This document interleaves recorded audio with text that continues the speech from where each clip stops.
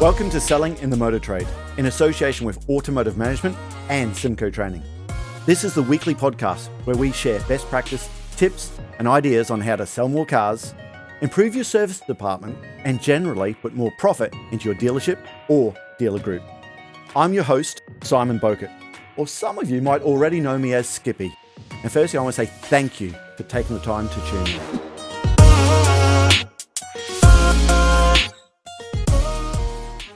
Hi, and welcome to another episode of Selling in the Motor Trade. Today, we're going to be talking about how to deal with a remote customer. Part of our selling in the online world, we talk lots about remote dealing with people. Let's be honest, that's what we've had to do for a long, long time. Yeah, I know that people are coming back in the dealerships, and I still believe bums in seats sell cars. I still believe if you can get people there physically, it's so much easier to sell our value-added products. It's so much easier to retain profit. Now, having said that, used car stock, new car stock is so hard to get. Retaining profit's probably not the issue at the moment. But I still want to talk about some of these remote sales and how we can actually maximize every deal. And I want to talk about one particular bugbear that I've personally struggled with for a long, long time. And I think I've found out a way, one of the best ways to deal with it. And that's the new car customer calling from a long way away. We all know what that's like. You get the inquiry, you're in Brisbane and you get the inquiry from someone in Townsville, okay? You're in Dublin, you get the inquiry from someone from Cork, from Galway. You know, no matter what you do, you'll go down that rabbit hole. You'll do all the hard work. You'll do a see it now video. You'll get this customer to WhatsApp you pictures or videos of their car. But all they're going to do is take that information back into their local dealer and say, can you beat this? So for a long time, I've tried to work out different ways to deal with it. Let me show you some of the ways that have worked and haven't worked. Now, I hear lots of salespeople say, hey, Mr. or Mrs. Customer, tell me what price have you got from your local dealer? And I'll see what I can do. But let's think that through. What chance have we got of the customer telling you the truth? You're inviting a lie, we would always say. In fact, you're inviting the customer to lie to you, or you're inviting the customer to be stupid. And sometimes you can hear it. Sometimes you say, well, listen, what price have you got? And I'll tell you if you've got a good deal or something like that. Sometimes they tell you the price, and you can almost hear it in their voice. Customers thinking, uh-oh, shouldn't have said that. I was a bit silly there. And then you just know they're going to try someone else, okay? So if you just ask a customer, what price are you being given? Oh, also, how often do we hear the customer just says, well, you tell me first. Well, we got our ideas, and you're almost bashing heads. Now, this first technique, I heard from a guy called Tom Stiles. It was Go training when I was a young salesperson. I've tried it a few times and it's kind of hit and miss. But what he'd normally do is someone called from a long way away on a new inquiry. You know they're shopping. He'd turn around and say, wow, Mr. or Mrs. Customer. Normally when someone phones me from that far away, they're just trying to keep their local dealer honest. I can't blame you. I'd be doing exactly the same thing. Is that what you're trying to achieve? Now, occasionally, people might say, yeah, I am, as a matter of fact. Listen, I don't blame you. I do the same thing. Motor car's a big old decision. It's a big chunk of money, and it shouldn't be taken lightly. So tell you what, tell me what prices you've got. Tell me the deal you've got, and I'll tell you if you've got a great deal. Occasionally, they tell you, and it's like, wow, that's a sensational deal. Okay, I tell you what. And then you can try and beat that deal. You know what? Sometimes it might work, sometimes it might not, but I think more often than not, it hasn't worked for me, okay? You could try something else there. You could turn around and say, hey, Mr. and Mrs. Customer there, why are you calling here? There's lots of dealers in between here and Dublin. Why are you phoning us there? And trying to get them to say, I'm shopping around. I tell you what, this is the one that I kind of like most now. we know it's still going to be a long shot. Oh, before I get into this one, I get some sales managers, some salespeople will just cut the guts out of the deal and give it all away. Now, that may have worked when we had cars coming out like a sausage machine. But listen, if you haven't noticed, the semiconductors are still in short supply. Actually, we've got wiring harnesses now. Who would have thought that wiring harnesses were made in the Ukraine? So we've got another supply issue. So we can't just cut the guts out. And you know what? Even if you did a stupid low deal, all you do is you get the other dealers back up. And then 6 months down the track, when they get a customer from your region, that same dealer is going to cut the guts out of you. Yeah, it's going to be a tit for tat. But the one I like the most now, I have to give credit to a good mate of mine, Pat Casey. We were talking about the other day. He said, "No, Skip, this is how we're doing it." In fact, I don't even think it's Pat's. I think it's one of his salespeople that's working in a Hyundai, a Kia business in Brisbane. Now, the people listening to this in America, in Ireland, in the UK, or through Europe, in the Australian market, Brisbane is the capital of Queensland. And we'd get a lot of the country dealers would be calling into Brisbane because they think they're going to get a better deal from a metro dealer. Happens around the world, right? And they get bombarded with someone calling from Toowoomba, from Rockhampton. Come on, what's your best price? What's your best price? What can you do? Okay. So this is how Pat's salesperson deals with it. 3 simple steps. Number 1, when he gets that long distance inquiry, he'll say, "Hey, wow, is your local dealer not looking after you? Hey, is your local dealer not looking after you?" Now, most of the time, your customer's going to say, "Oh, no, I'm just shopping around, just see what they can do or what you can do, just trying to get the best price." That's what most of the customers will say. But every now and then, you'll get someone saying, "Oh, no, I'd never deal with my local dealer. Oh, I bought my last car from them and they couldn't fix it. It was in the service department more than I had it. They told me lies about the fuel consumption. With the PCP, I was in a negative equity and it's their fault." There's some reason why they're calling. Now, I like to think if you say that, I've got a fighting chance. So that's the first one. Hey, is your local dealer not looking after you? Okay. Then this is where he twists it and changes it. Okay. Then most salespeople say, "Well, what price have you got?" Okay. Instead of doing that, he'll turn around and say, "Well, listen, how much better than your local dealer would it have to be to get you to want to come to Brisbane to buy that car? How much better than your local dealer would it have to be to get you to come to Birmingham to buy the car?" See, you're not asking for the price they've been given. You're asking how much better you have to be. Okay. Now, that stage there in the prestige world, they might say, "Well, €2,000, £2,000. In the volume world, they might say $1,000. You know, £1,000. Now, I know some of you are sitting there thinking, "Uh-oh, Simon, we can't just knock $2,000 off the price. Have you not heard? New cars, the supply is really low. My sales manager wouldn't allow me to do that." I know that as well. But you see, what Pat's doing there is he's using this just to try and get the real figure they've been offered. Okay. So when they say, "You need to beat it by $2,000. Number 3, he'll go into trial closing. Okay. So what you're telling me, Mr. and Mrs. Customer, is if I could beat the price you got from your local dealer by $2,000, you'd be happy to place the order here in Sydney. So what you're telling me is if I can beat that local dealer by $2,000, you'd be happy to go ahead and order this car from Auckland." And you can almost hear people saying, "Yeah, of course I would."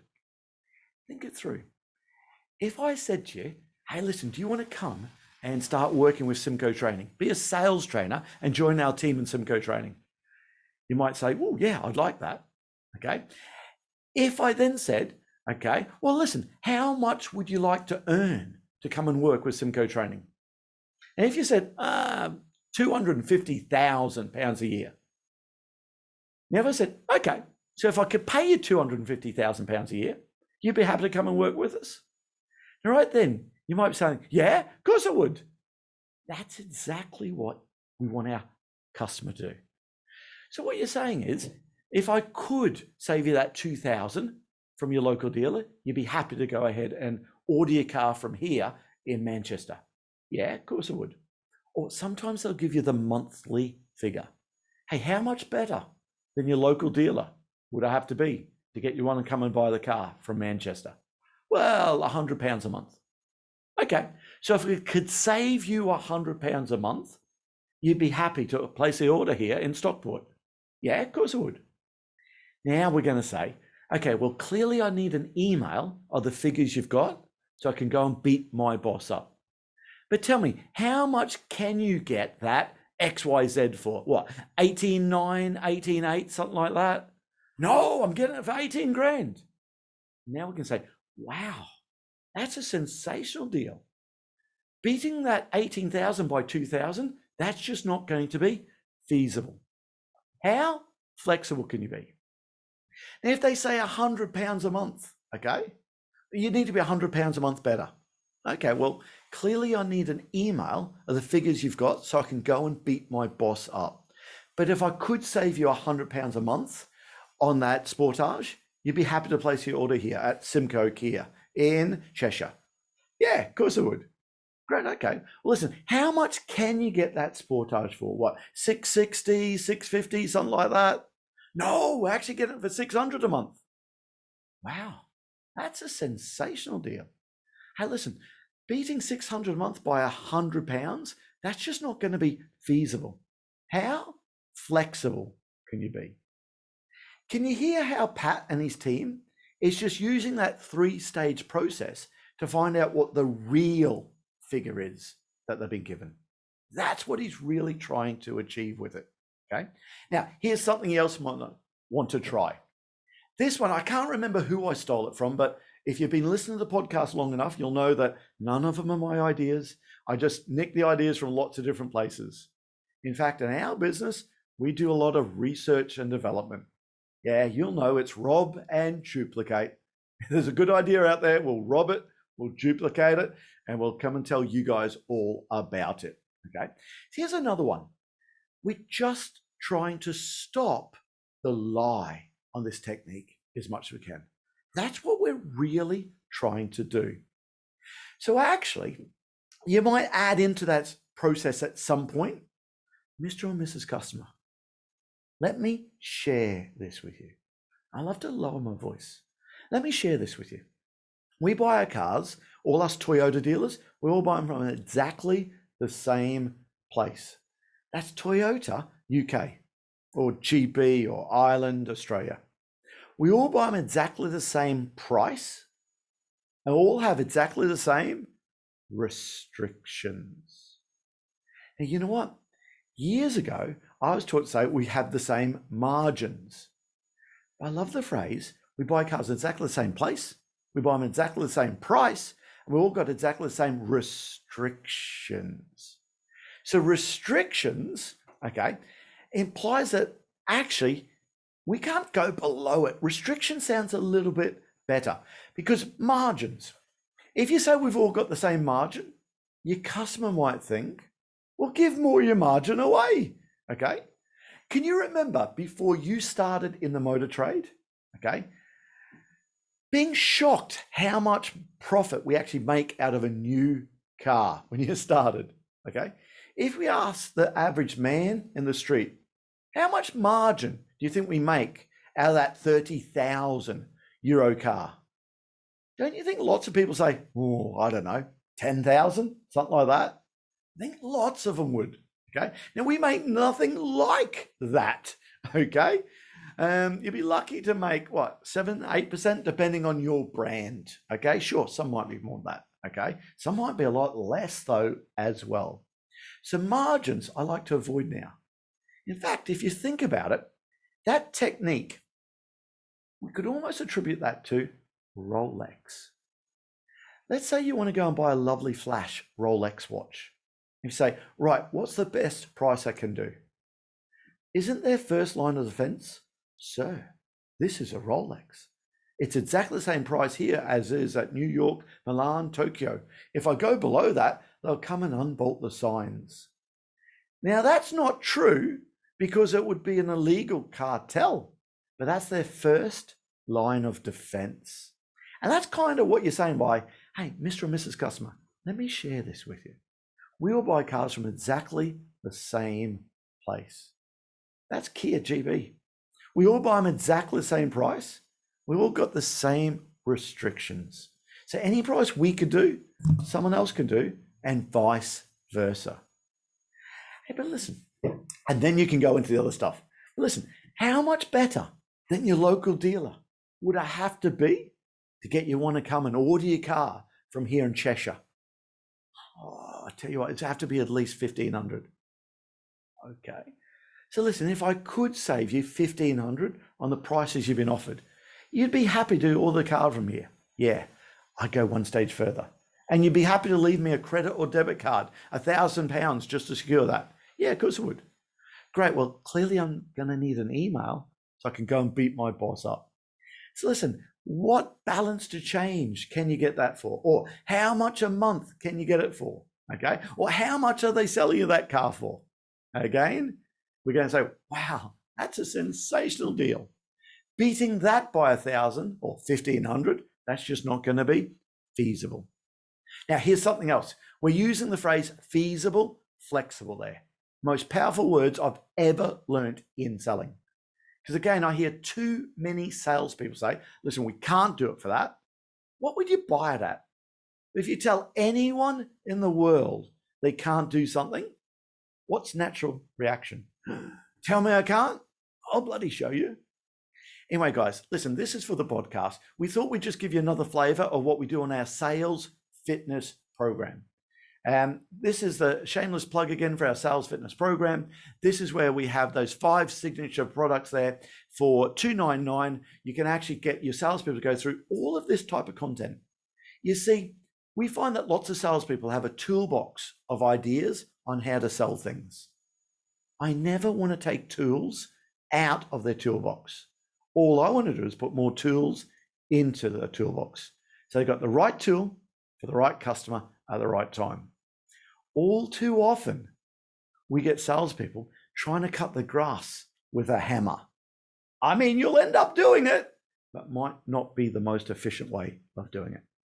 So anyway, this is another one of those episodes on the podcast. And listen, do me a favor, send it on to your salespeople. If you're a sales manager, you're a managing director, get all the salespeople in your organization to have a listen to this, and let's see if it can help you sell that frustrating customer that's calling from a long way away. And we'll speak to you again next time. That just leaves me to say that all details of this episode and other episodes on the selling in the motor trade can be found on our website, simcotraining.co.uk. Go there to get a copy of our book, Words That Sell Cars. Go there to sign up to a free trial of our Sales Fitness online sales training program. Easiest way to get hold of me is Simon Bowkett through LinkedIn. Thank you.